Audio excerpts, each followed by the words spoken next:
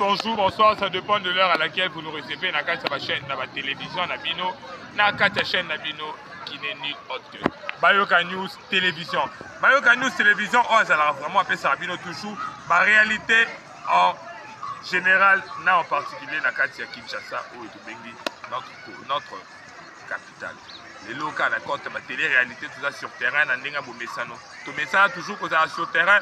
Pour nous couper Sarabino toujours information les lots tout ça dans Katia commune il y a Kalam particulièrement dans Katia quartier et Kimbangu 2 au moins déjà ici Dozali c'est déjà à comprendre déjà Kimbangu ou et Kabwani na quartier Yolo donc place Dozali bon moni déjà la image ici Katouti na ici Katokomi donc ici Katokomi ça bena o ça bena deux rivières ça na île Madagascar île Madaga au Bazakinde bakino bamesana ko île Madaga particulièrement île Madagascar ici quand vous allez ici Kaboli quartier à Yolo là ici Kaboli quartier à Kimbangu 2 donc déjà bon moi déjà niveau insalubrité où les sali déjà ya kolobaté je pense tokoza obeta ba masolo na bandeko tokuti o ba beng ba biton o baza na kati ya île Madaga ba ozo loba na ba biton ya quartier o bazali o ba kobeta c'était sur ba makambo etali insalubrité et sur ba makambo etali ilo et utaki wapi pour ça les mabouis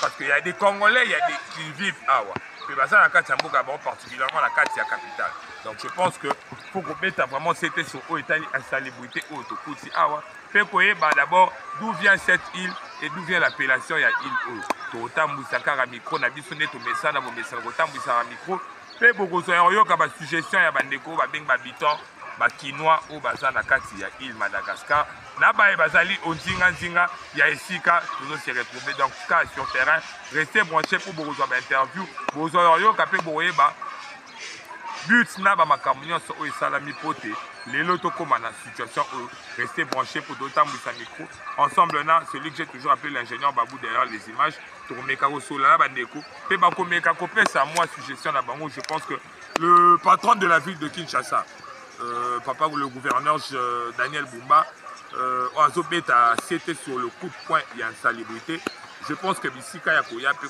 découvrir ce sont des endroits pareils au biso toye ko découvrir à la découverte côté to ko informer bino ba internautes na biso libanda pe ya partout côté bo ko koyeba comment ça fonctionne à Kinshasa. Donc on est là, on va vous devoir vraiment kotambwisa micro côté to sola na ba ndeko na biso otokuti awa sur terrain o babengi babiton kinois na kati ya île Madagascar. Donc autant de micro, je profite rapidement de vous saluer bateau bazana biso. Je tiens à te saluer, toi on t'appelle déjà maman Odette Mouti, à tout seigneur, tout honneur, la mémé de Delia, Ryan, Talia, Adi et Loan Gabwa. Salutations à toi, je ne t'oublie pas Delia Gabwa, pourquoi pas. Je profite de te saluer rapidement, toi on t'appelle Préfina Bidi. Préfina Bidi, salutations à toi Préfina Chou, salutations à toi la femme noire. Je profite de te saluer rapidement, toi on t'appelle Adriana Bouzipano Solaire, salutations à toi. Et je ne t'oublie pas, toi on t'appelle Karine Poutou. Karine Poutou, Nalisalana, Karine Poutou, Lembo, Nalisalana, Nakasavu, je ne t'oublie pas. John Guy, la plein de gaz, je ne t'oublie pas, Masara, Nakasavu, Boana. Donc, tu es rapidement pour cela, bande de copeaux, tu peux comprendre. Pour essayer de te télémiser au monde, deux rivières et Koutani. Oh, ici, tu peux donc place deux rivières et Koutani. Place ici, tu peux télémiser. Malgré l'insalubrité, malgré un moyen qu'on a supporté, couper, mais ça, mais on n'a pas le choix, tout ça là toujours pour nous fournir toujours information en temps réel sur les réalités de Kinshasa. Restez branchés sur notre chaîne Bayoka News Télévision. Ensemble, tout là, dans l'interview, dans l'interview, sur terrain.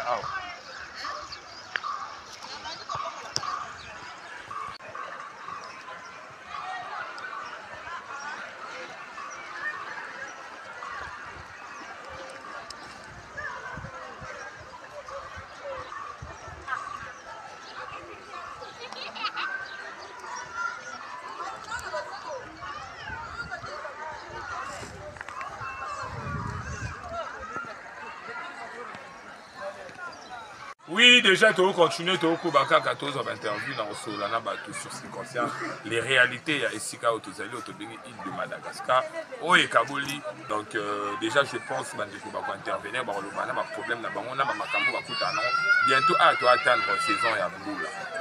bandako koto ezobinda. Je pense que le gouverneur de la ville, toi j'ai toujours appelé le patron de la ville, Daniel Bumba, au hasard, le bâton de Moïse, au hasard sur terrain. Je pense que dans ma cambo italien salubrité, ma ambiance salubrité né qu'est-ce qui se passe? Au hasard, puis on a des difficultés, mon corps, et ça y a maïs. Yoka, na ya courant. En live na kati ya chaîne na bino bayoka News télévision de senga bino toujours bo s'abonner bo liker bo partager pe bo chaba commentaire na bino afin que tout mes ça na kati na repère ça bino toujours l'information sur la réalité il y a Kinshasa. Donc restez branchés pour la déjà interview. Nous allons lancer déjà pour tout sur la population autopsie awa na kati ya capitale qui a Kinshasa. Bonjour déjà. Bonjour. Tokuti bino awa et vous pour ça vous entendre fils que kombo nao na esika tozali. Comme on a un modeste, vous savez que nous avons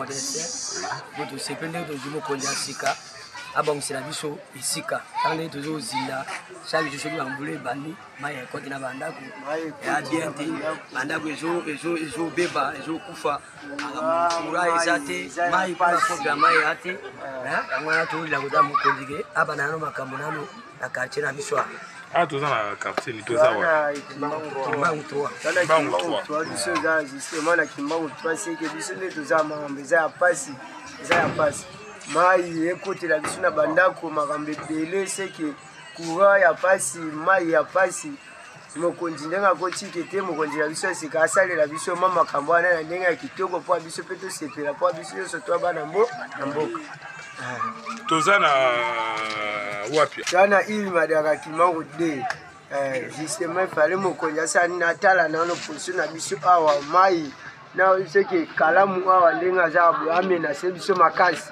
C'est que donc la rivière ya Kalamu. C'est que Kalamu awa ceux qui ne bambule banda boy c'est que biso toi à l'aise tu comme na biso mal à l'aise. Ba député ba yara. Député ma o to votaka bango musala mo ba sala ka izate. Mais to ka ba chaki ba kiraki mais ceux qui ba kiraki bien te. Ba kiraki na bango bien te. Ma ndenge ya boy c'est que ma ndenge comme boy c'est que nous a menacé awa makasi. Ko ya mo continuer à koti installer la biso position ya Papa Daniel Bumba. Attends ya biso ma position la biso ya awa les que biso toza awa. C'est bon, merci Ndeko. Ndeko bonjour. Déjà combo expliquer biso pe toza wapi awa. Kombo na nga David. Ah toza wapi? Toza na ili Madara. Na Kimbangu 2. Donc nde toza boye awa to menacer makasi. To nilanga awa to moi bien. Mais si vous les bêtis, toza mal à l'aise makasi. Kodinda kura esate pompe kutu ba pompe esate koki otuka mai distance de toza l'aise. No babi banda ko edinda to ki déjà na temps ya mbula. Pona yo koloba ni na gouverneur o ayesika Daniel. Pona mokonzi atinda camion efungola Kalamu potoko malaise. Mais tu remarqué ba salité o eza ba plastique. Eza bien babi pino moka ba bobo karango. Mais donc biso mokote. Utaka musika, utaka ndinga na mai ndenge tchola. Babi uti nzela makala. Faut camion kota efungolela biso Kalamu comme ça tous à l'aise. OK, merci. Bandeko bonjour. Otala caméra na biso kombo na. Nga kombo na Fred. So problème na lo belezani. Toana commune na Kalamu, Kimbangu 2 na Ile Madara. Siko eloko oyo ezosala biso passe ezandeni. Ba policier ba menacer biso la police. La police a menacé biso. Ya Kimbangu to ya yolo poto moni kaboli Kimbangu na yolo. Partout même yolo même Kimbangu. Au moins la boye mototelé mi ofani ka na porte ya lupangu boye. Baye bakuti ba kanyoka. Ose eloko sans problème. Sans problème. Oza kuluna teni nité ba kanyo na infraction ba kanyoka ba kiena yo. Eloko pene sa biso akasi kaka. Faut boye bisana ba policier ba ne ko garder ko bango baza ba garde civil bango ba garder biso. Siko ekomi okangela biso boye. Mo ba kanga pe biso muto azate ba kutika ba kiti ba zui ba kiti ba kiena ngo. Ba kiena ngo. Sans problème ba kiena ngo. Ba bazong sa soute to ko futa mo. Bazong sango te ba kiena na ngo libela. Ba kiena na ngo. Asoda bino ka ya koto. Asoda biso ya Kimbangu ka ya koto. OK. Ça va. Siko par rapport ya Tokuti awa rivière. Oui, Kaboli, Tokuti 2 rivières, écoutez la place de Tokuti 2 rivières, apparemment, salité, c'est impossible. Moyen, on va vivre, c'est beau,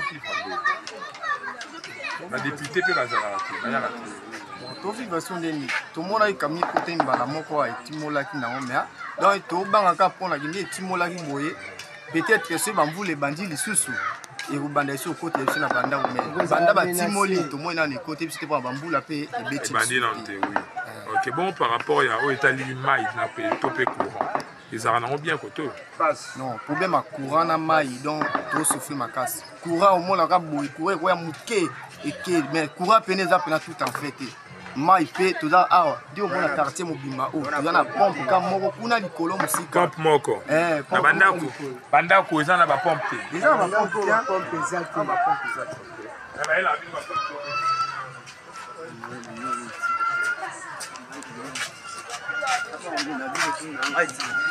donc toujours Koba, merci vraiment pour l'interview. Donc vous voyez un peu, c'est malheureux, ça vraiment pas si je pense que Bandeko Baza Awa, Baza pe na kati ya Kinshasa, Baza na kati ya capitale, et ce sont des Congolais où Baza na droit, Yako Bakozala à l'aise na kati ya Mboka na bango. Je pense que yo le gouverneur, le patron de la ville de Kinshasa, na ba gouverneur provincial.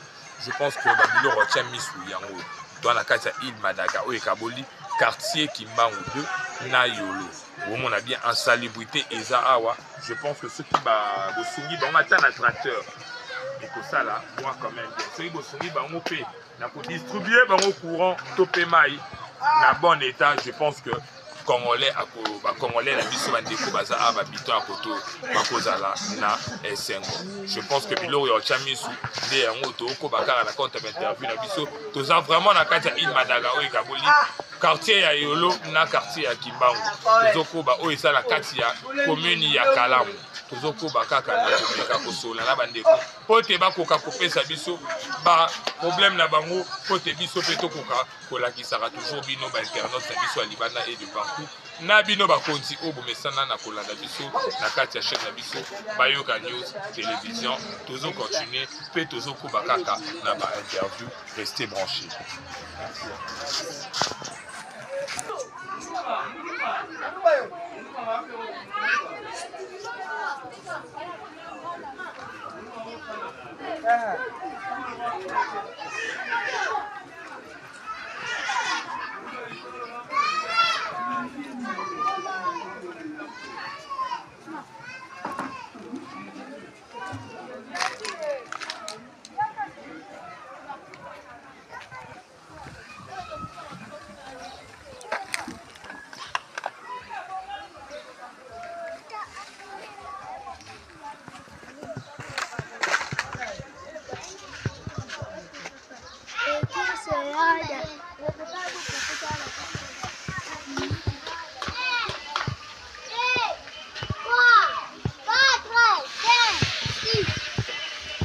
Oui, tu continuer à faire comprendre ce qui se passe place au Tozaleli. Ah ouais, si tu as déjà dans Simalanga, tu as Ngambu, il y a deuxième rivière. Deuxième rivière, le Kabolisco Kimbangu, na Kimbangu. Tu as Kabomo la place au Tozaleli, à ce que tu as la deuxième bande rivière, rivière gauche. Donc tu as la rive gauche. On a rive gauche, tu as entre le rive et Kaboli, Kimbangu, na Kimbangu. Donc deux Kimbangu et Kaboni, mais na rive gauche. Place autoroute, tu as la Kimbangu et Kaboli, Kimbangu, na quartier Kimbangu, na quartier Yolo. À ce que tu as quartier Kimbangu, ya Ngambu, na quartier Kimbangu, donc tu as na quartier Kimbangu, mais Kaboni, na deuxième rive, na biso, tu as rive gauche. Et si tu as donc tu as interview, comment ça se passe ici et quelle est la nuit déjà tu as remarqué à insalubrité impossible. Ce qui est moyen l'hôtel de ville, soit le gouverneur l'a dit que salisa la passe déjà la passe courant et déjà toute insalubrité. Et à part ça, banda ko ezinda. Ah, toi atteindre saison ya pluie. Bakosuka je pense que solution en fait c'est dans la bandeko particulièrement dans la carte Île Madagascar. Autobéni Île Madagascar comme on l'appelle toujours. Toko bateau continuer, topé sabino kaka. Information sur ce qui concerne le Île Madagascar. Restez branchés à la chaîne Nabiso et suivez les interviews avec notre chaîne Bayoka News télévision.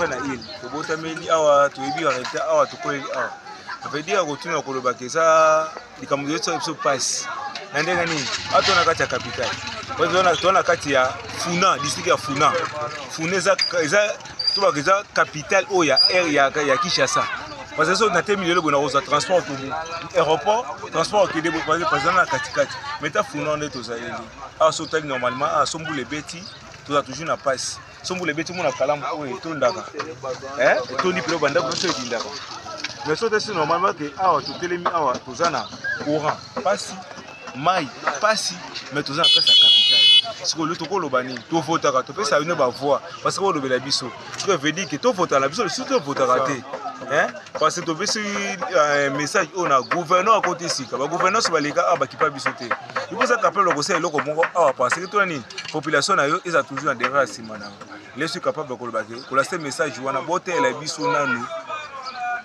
na kimbangu awa la route biso kimbangu awa eza kimbangu eza yolote eza kimbangu to na kata île babenga île entre deux kalamu biso za na katikati biso na république aza kamba hotel la biso to souffrir makasi kama bila hotel mai za ka photo kwa mbamba basi bo mbana ba cantine bage tieli kolo kuna ko mai mais moi ça na zemi ngamba na be moi ça na zemi nsuka ngamba na bima kana ko luka siko nakuta mai na ndako za na sokola ndenge nini boza na capable ya hotel la biso ko la biso likambo za passe ila pas kwa biso pena pas gouvernement oyo kotisika oyo bolobela biso batala pe kimbangu oyo toza awa na quartier oyo babenga so ta île toi entre deux kalamu toi na katikata deux kalamu kuna kalamu koto pe kalamu totalement normal kuna kalamu koto pe kalamu toi na katikata deux îles ce que tu as sorti ndeni.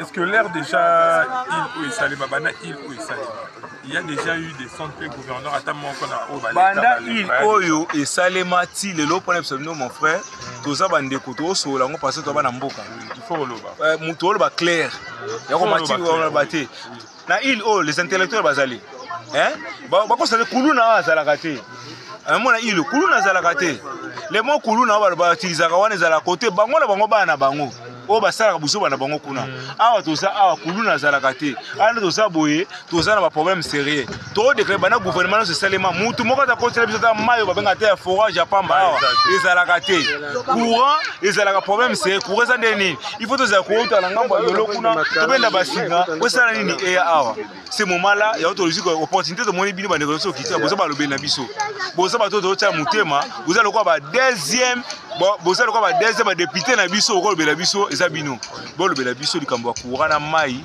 bakipe biso pe sombula ebeti comment peut tenir elanga te tana elanga pamba tana ndeza mwana déjà au matin lorsque mbula ebeta moi tokoma lokwa ba soso télévision ekobeba kiti ekobeba surtout na kati ya capitale ce que toloba nini to se te vendre nini tozo souffrir makasi mais na kobeta c'était le kwa suka to na kati ya île babi île ezalaka place moko muki mais za problème ebele mais biso atona problème ya kuluna azate bako sabino te awa kuluna za na ete muyibi azate escroc za manda azate to souffrir nde mona ba jeune so baza baluka mbongo bachano ba ida biso mona ke toi nini bachano bakota kalamu mona kalamu bakota kalamu ba biso mabela matiti o bo sa baso mabiso c'est pour cela que ça ba lemie o to bota bien na kati ya quartier o kimbangu to kona kimbangu to sana kimbangu na sema no pena merci bo ide biso message comme pas président de premier gouverneur na biso gouverneur na biso akoma na edi yele to sana pembeni edi yele yo za na ngiringi papa mulangi babi pa edi yele tala ngapena mwana so toi ni papa social yo za na ngirigi awa ngana za na kimbangu to ba voisin na yo moida ka ngirigi biso kimbangu na okipa biso pona nini ba chaîne ba souffrir awa merci vraiment na sema no merci botika biso to boka tout le temps to ya mabino merci vraiment papa to zindaga babongisa bakire kalamu to zindaga isa bango bana bakirango depuis 2018 na entrée Fati Beton si lelo na bakirango sute tala na batika ka boye babongisa côté bango bafandaka na bagombe bamatonge ma campagne biso koto yolo kimbango bakipaka te ba jeune ebele toza na ba médecin na mitume ba boulot ezate ba lela ba tsa ba compagnie ngo toyeba te ba compagnie comme ya babana ya ba mama leki na bango na ba noko na bango bakino sana compagnie biso ba tutoyebi misala to souffrir boye ndeti boye pena kalamu depuis 2018 toki kuta banda kwedindaka awa makasi so bambula ebandi towana esika olala te na peni na biso quartier oyo ya yolo tozala te na esika olala te so mbula ebandi so bambula ebeti 3 mois mobima mbula ebeta te mais ata un jour moko te bazwa ata bato babimisa ata bagene ya quartier bazwaka ata biso bopesi biso infiske ata mwa ya komela tosala mosala mpo tana susa bandako na biso mais bayaka te depuis bafanda na bakiti na bazwaka bana bamama leki na bango na bamama kutu na bango batiaka bango na nsima mpo baliaka mbongo etourne kaka na famille boye te beton foloba biso tosufrira tofotaki yo mpo na boye te tokemba kobosana biso te bana yolo bana kimbangu ezaka te kaka pouvoir kaka ya bino bana limete bamakampagne bagombe te biso tuna yolo makala bumbu tofota yo donc tolingaka yo mposa mwana mboka fo salela biso mpe tozala bien bo eloko oloba te merci beaucoup. Donc déjà il y a le bac Césaté en modifié Césaté. Je pense que le patron de la ville de Kinshasa, on appelle ça toujours confiance. Lui on l'appelle Papa Daniel Bumba. Papa Daniel Bumba, l'homme de coup de poing et à salubrité. Je pense que ici quand on a mis sous Yango, dès que tout ça aura toujours son terrain. Ponako, Sarabino toujours bah information sur la réalité. Il y a Kinshasa, tout ça qui sur terrain, la compte qu'à la chaîne Nabiso Bayokanis Télévision, et puis ça aura toujours ma information. Sur les réalités de Kinshasa, tu comme pratiquement la souka, et si tu as le moni, et si tu par le peuple.